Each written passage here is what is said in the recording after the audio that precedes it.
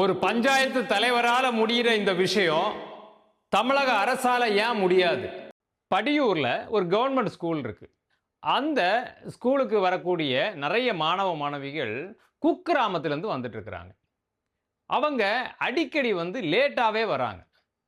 இது அந்த ஊர்ல இருக்கக்கூடிய பஞ்சாயத்து தலைவிக்கு தெரியுது. அப்போ அவங்க என்ன அப்படின்னு சொல்லி கேட்கும்போது, விசாரிக்கும்போது, அந்த மாணவ மாணவிகள் வரக்கூடிய அந்த கிராமத்தில இருந்து இந்த பள்ளிக்கூடத்துக்கு சரியான நேரத்துல பேருந்து வசதி இல்ல. அப்படிங்கிற விஷயம் தெரிய வருது. சரி, அரசு கிட்ட முறையிட்டு அதுக்குண்டான ஏற்பாடுகள் எல்லாம் பண்ணலான்னு நினைக்கும் போதும், அது தள்ளி போயிட்டே இருக்கு. திடீர்னு ஒரு முடிவுக்கு வராங்க அந்த தலைவி. சொந்த பணத்திலிருந்து ஒரு அழகான பேருந்த அந்த அரசு பள்ளிக்கு நன்கொடையா வழங்குறாங்க. நன்கொடையா வழங்குறது மட்டும் இல்ல. அதோடைய இன்றளவிற்கும் உண்டான பராமரிப்ப அவங்களே முழு மனதாய் ஏத்துக்கிறாங்க. இப்ப என்ன ஆச்சு? அந்த ஊருக்கெல்லாம் அந்த பேருந்து போகுது. சரியான நேரத்துக்கு மாணவ மாணவிகள பிக்கப் பண்ணிட்டு ஸ்கூலுக்கு வருது. சாயந்திரமும் அவங்கள கரெக்ட்டா கொண்டு போய் அவங்கவங்க ஊர்ல விடுது. ஒரு பஞ்சாயத்து தலைவரால, தனி மனிதரால முடியக்கூடிய இந்த விஷயத்த, நம்ம தமிழக அரசு நினைத்தால் கண்டிப்பா நிறைவேற்ற முடியும்னு எனக்கு தோணுது.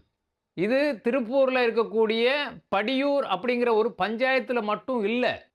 இது தமிழ்நாட்டுல இருக்கக்கூடிய பல குக்கிராமங்கள்ல அதிகமான மாணவ மாணவிகள் இடைநிற்றலுக்கு மெயின் காரணம் பள்ளிக்கூடம் தூரமா இருக்கும். சரியான வாகன வசதி, பேருந்து வசதி இருக்காது. இதெல்லாமும் ஒரு முக்கிய காரணமா இருக்கலாம் இல்லையா?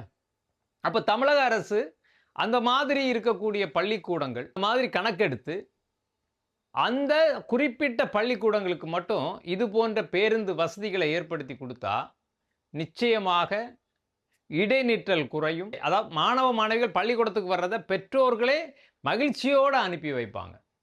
அதேபோல தமிழக அரசும் இது போன்ற பள்ளிகளை கணக்கெடுத்து, அந்த மாணவ மாணவிகளுக்கு இந்த மாதிரி பேருந்து வசதிகளை ஏற்படுத்தி குடுத்தா, கண்டிப்பாக இடைநிற்றல் குறையும்.